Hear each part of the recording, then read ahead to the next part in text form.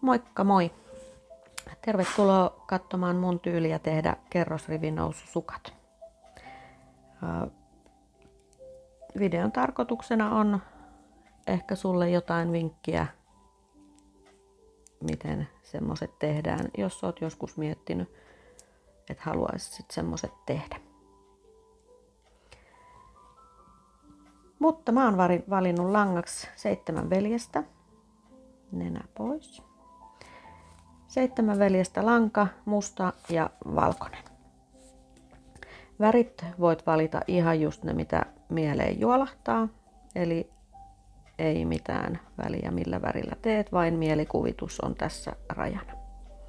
Mut mulla on nyt tää musta, mikä on tavallaan se mun pääväri.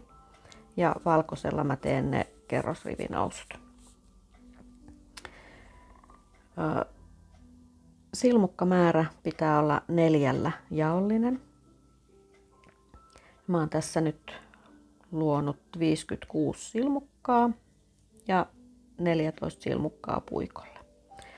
Resorin mä teen 1 oikein, 1 nurin ja tommosen, en hirveän pitkää, mutta sillä että siinä nyt näkyy, että on resori. Sä voit tehdä resorin ihan just semmosen kun itse haluut. Voit tehdä 2 oikein, 2 nurin, 1 oikein, 3 nurin, 3 nurin, 1 oikein. Ei ole väliä. Mutta 1 oikein, 1 nurin helpoin muistaa mun ainakin.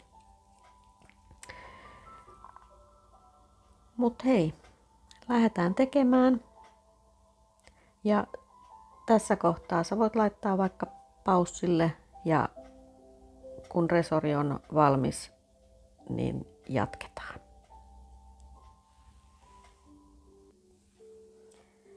No niin, jatketaan. Nyt on resori tehty. Mä tein siis 15 kerrosta 1 oikein, 1 nurin.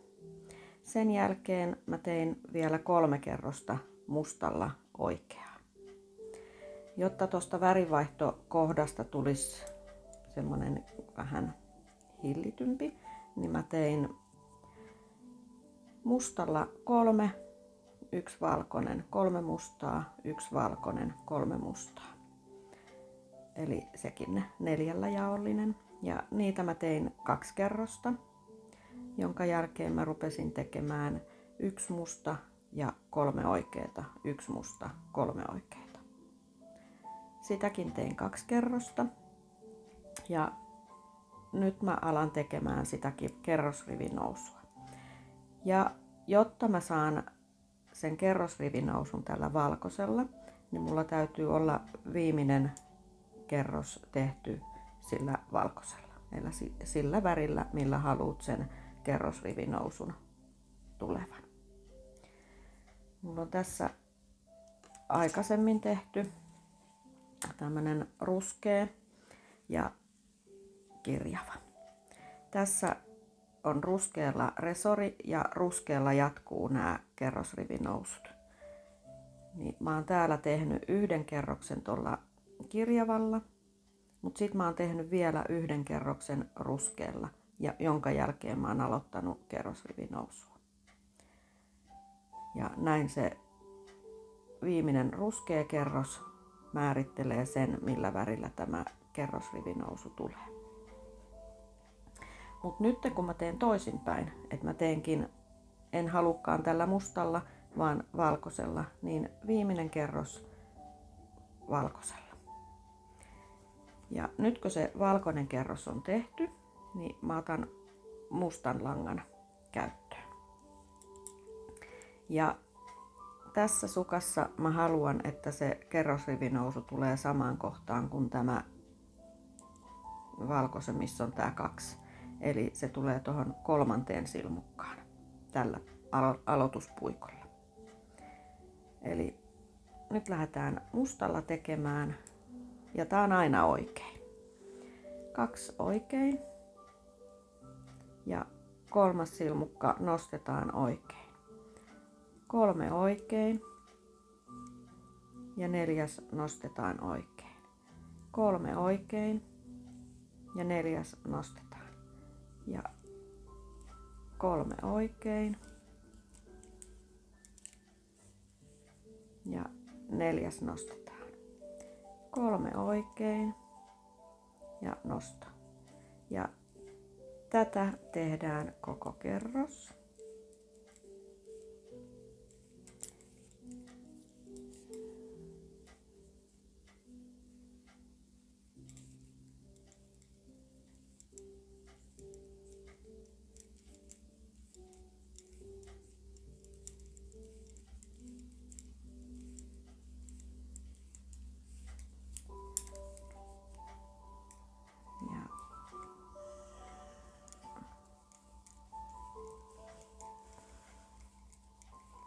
Se on oikeastaan 3 kerrosta,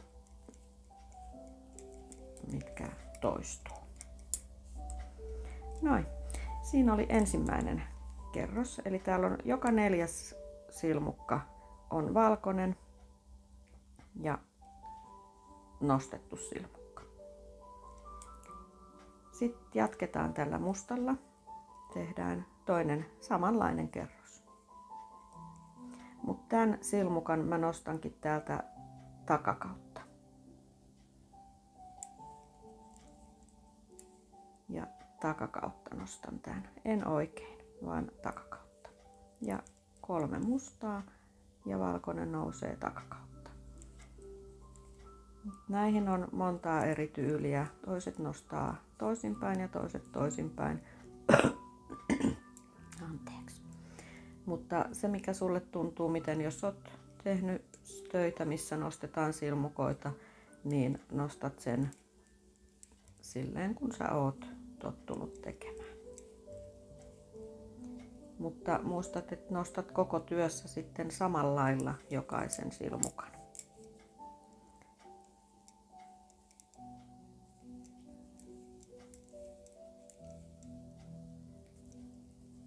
Eli 2 kerrosta tulee silleen, että 3 mustalla oikein ja 1 nosto. 3 oikein mustalla ja 1 nosto.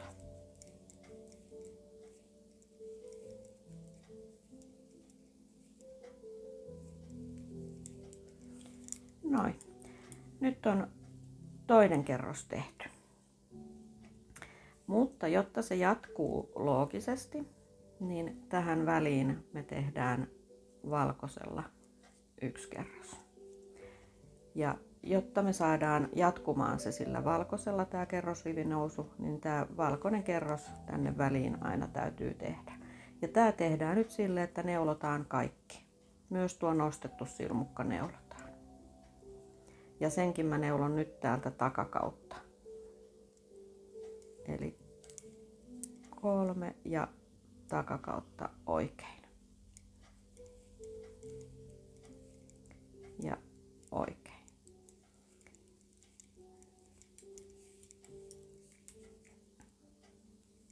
Ja muistat neuloa kaikki, myös nuo nostetut silmukat. Mulla aina alkuun tahto sitten, kun tässä kohtaa, niin unohtuu aina, että toi nostettu silmukka pitää neuloa. Ja sitten tuli vähän liian isoja silmukoita sinne väliin.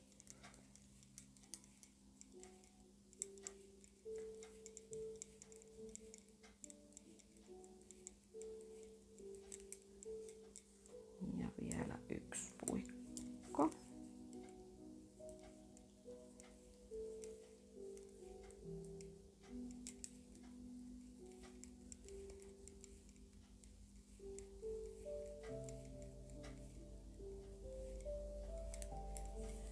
Noin. Nyt meillä on ensimmäinen kerrosrivinousun kerros tehty. Ja nyt kun me lähdetään toista tekemään, niin tämä kerroshan on kokonaisuudessaan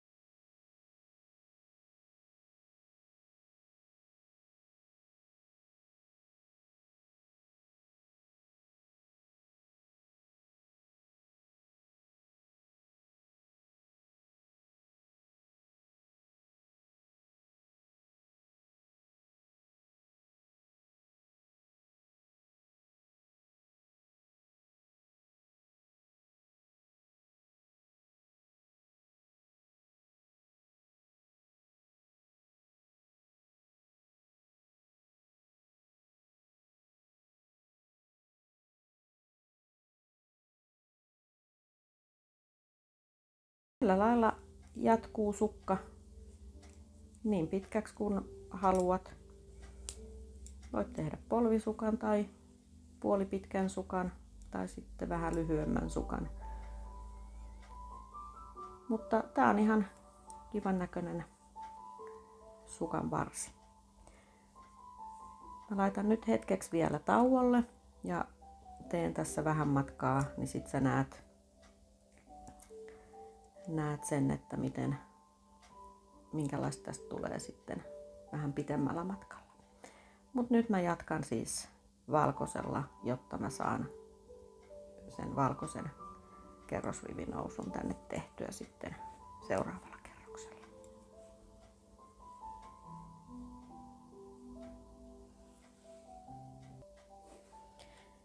Nonni, nyt mä oon tehnyt tähän 1, 2, 3, 4 ja 5. kerrosrivinousu on tuolla puikolla. Eli tämän näköistä pitäisi tulla mun ohjeella. Ja tämähän meni siis,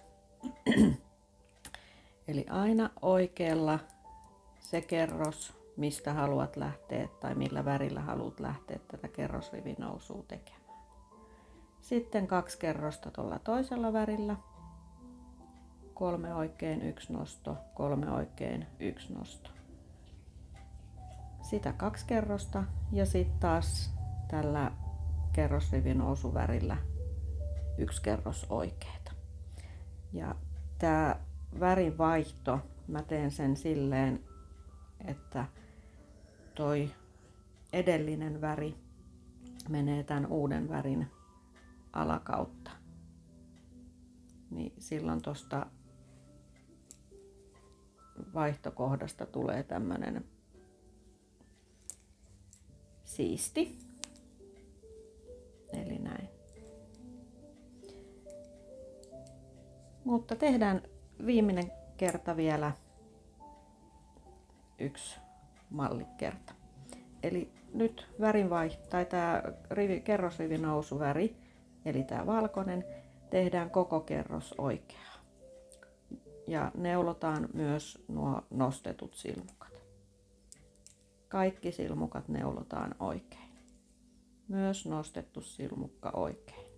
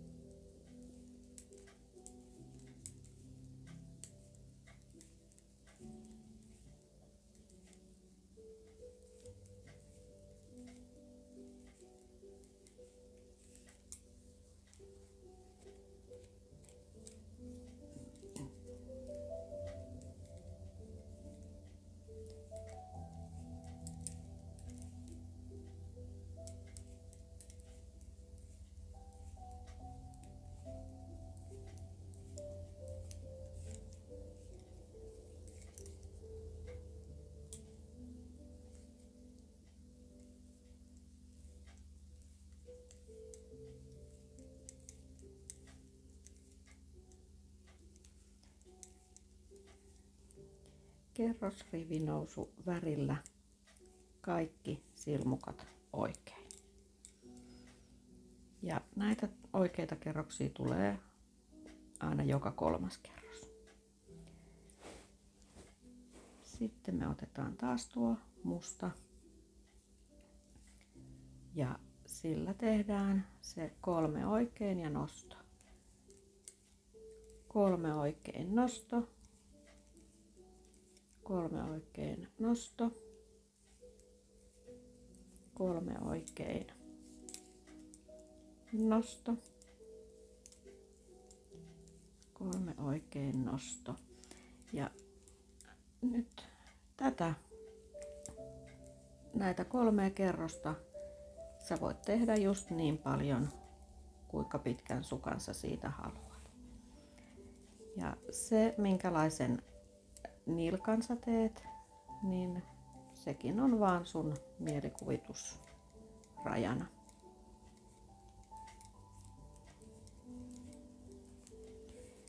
Tässä ruskeassa sukassa mun nilkka on resori. Eli 1 oikein 1 nurin, jonka jälkeen mä lähden tekemään kantapään. Ja todennäköisesti mä teen myös tähän valkoiseen tommosen resorin, tai tähän valkomustaan teen resorinilkan, minkä mä teen varmaankin sitten 2 värillä, eli joka toinen mustalla, joka toinen valkoisella. Ja sitä varmaan semmonen 10 kerrosta, jonka jälkeen mä lähden tekemään kantapään. Näin mä oon suunnitellut. Mutta hei, toivottavasti tästä oli sulle jotain hyötyä. Jos oli, niin olisi kiva, että laitat kommentteihin. Jos ei, tai jos jäit kaipaamaan jotain, niin sekin olisi kiva kuulla. Mut nyt ei muuta kuin mukavaa kerrosrivinousu hetkeä sulle. Kiva kun katsoit videon. Heippa!